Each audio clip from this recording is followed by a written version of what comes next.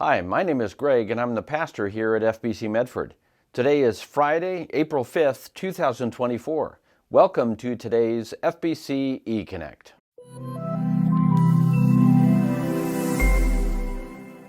Two cruise ships were moored in Italy in January. While moored to the pier, very high winds blew in. The moorings were able to hold for a while. However, the wind against the sides of these huge ships proved too much for the lines, and they eventually broke. The ships were pushed away from the piers, and it took hours for tugboats to be able to get the ships back to the moorings on the pier. Sometimes in our life as believers, we can feel a bit like those mooring lines. There is a tension that arises between priorities in our life that seem to be competing for our attention. Our families, work, finances, education, leisure, and other responsibilities not only require our attention, but we look forward to investing in these important areas in our life. With all the demands we face, how is there going to be time to also have our life devoted to the Lord? In 1 Corinthians 7, 1 through 7, Paul provided some specific ways married couples could seek the Lord in their relationship, and he ends the section with this verse 7.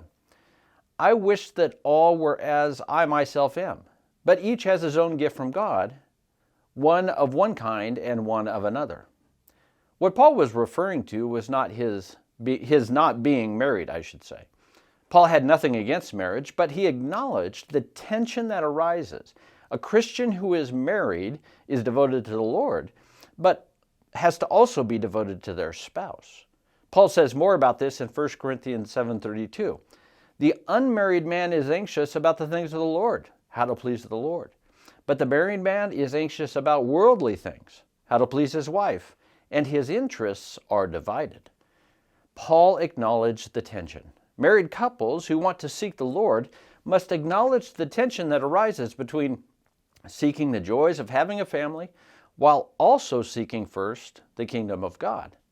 The naive pretend these tensions don't exist. The foolish choose one over the other to their peril, as the Lord would not have us neglect our family or His kingdom. The wise recognize the tension is there and seek to glorify God in their family by seeking first His kingdom. I look forward to seeing you in church on Sunday. During our time in the Word this week, we'll look at 1 Corinthians 7, verses 1 through 7. We'll see you then.